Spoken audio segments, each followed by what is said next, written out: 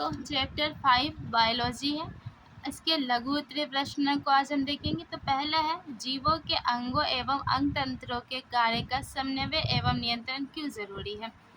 तो हम लिखेंगे, जैव कार्य के सफल संचालन हेतु सभी जीवों के अंगों एवं अंग तंत्रों का समन्वय तथा नियंत्रण जरूरी है। फिर जेबरेलिन्स की मुख्य उपयोगिता क्या है। तो लिखेंगे, जेबरेलिन्स पौधे के शीर्ष स्तंभ पौधे के स्तंभ की लंबाई में वृद्धि करते हैं। इनके उपयोग से बृहत मतलब बड़े आकार के फलों एवं फूलों का उत्पादन किया जाता है। ऑक्सीजन की उत्पत्ति कहाँ होती है।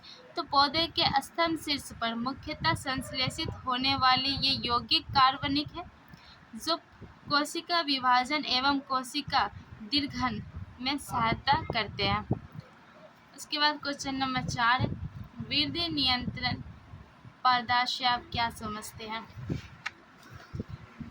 तो वृद्धि नियंत्रण पदार्थ वे रासायनिक यौगिक होते हैं जो पौधों की वृद्धि और विकास को क्या नियंत्रित करते हैं।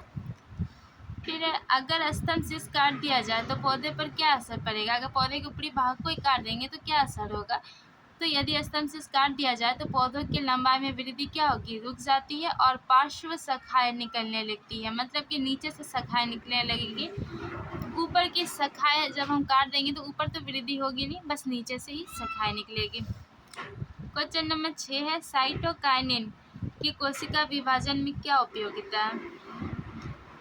तो यहाँ से लिखेंगे, ये ऐसे रासायनिक कार्बनिक यौगिक है जो बीजों के भ्रूणपोष एवं पौधों की जड़ों में संश्लेषित होते हैं। ये कोशिका द्रव्य के विभाजन में मुख्य भूमिका भी अदा करते हैं और ये जीवनता को रोकते हैं, ठीक है, एवं पर्णहरित को काफी समय तक नष्ट होने नहीं देते हैं। मतलब कि पौधे के जो हरापन है उसे बहुत लंबे समय तक बचाए रखते हैं। क्वेश्चन नंबर 7 है, छुई मुई की पत्ती किस गति को दर्शाती है और हमारी टांगों की गति से ये कैसे भिन्न है। तो चूंकि पौधों में केवल क्या होता है, रासायनिक नियंत्रण होता है, ठीक है। इसके विपरीत मानव में जटिल पेशीय और तांत्रिका नियंत्रण होते हैं। इसलिए हमारे टांगों का नियंत्रण तांत्रिका द्वारा होता है जो उसकी गति से काफ़ी अलग है। हमारे जो टांगों में गति वो तांत्रिका नियंत्रण द्वारा है, जबकि पौधे में जो है वो है रासायनिक नियंत्रण द्वारा। पौधों में प्रकाश अनुवर्तन किस प्रकार होता है। तो इसमें पौधों के अंग प्रकाश की ओर गति करते हैं और इस प्रकार की गति तने के शीर्ष भाग या पत्तियों में स्पष्ट दिखती है। जल प्रकाश से दूर मुड़कर अनुक्रिया करती है। क्वेश्चन नंबर 9 है, जंतुओं के शरीर में स्थित तांत्रिका तंत्र के क्या काम है। तो हम लिख देंगे, जंतुओं में तांत्रिका तंत्र विभिन्न प्रकार की आंतरिक संवेदन जैसे प्यास, भूख, तृष्णा, रोग इत्यादि बाहरी संवेदन भौतिक, रासायनिक, विद्युतीय प्रभावों को ग्रहण करने और शरीर की प्रतिक्रिया को व्यक्त करने के लिए अंगों को प्रेरित करने का कार्य करती है।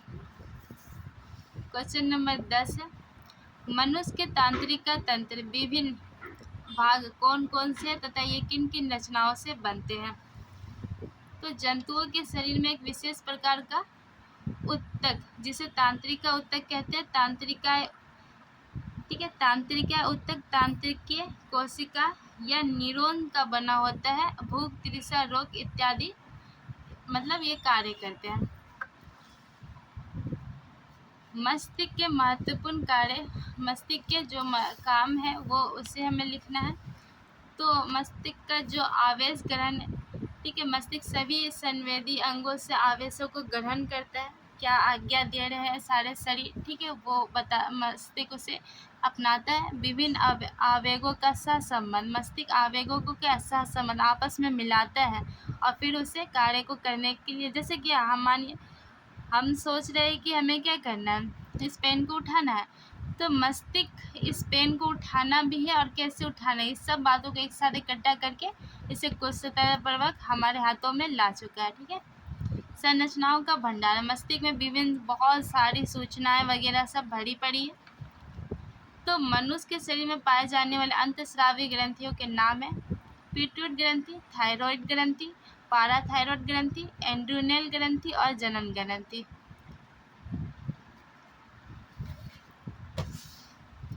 क्वेश्चन नंबर 13 है पिट्यूट ग्रंथि मास्टर ग्रंथि क्यों कहलाती है? यह इंपॉर्टेंट क्वेश्चन है, ठीक है भाई, इम्पॉर्टेंट। तो पिट्यूट ग्रंथि कई अन्य महत्वपूर्ण अतः स्रावी ग्रंथियों का भी नियंत्रण करती है, इसलिए इसे मास्टर ग्रंथि भी कहते हैं। हार्मोन थायरोक्सिन का क्या महत्व है? लास्ट क्वेश्चन है। तो हार्मोन थायरोक्सिन कार्बोहाइड्रेट, प्रोटीन तथा वसा के सामान्य उपापचय का नियंत्रण करते हैं। शरीर की सामान्य वृद्धि, विशेषकर हड्डी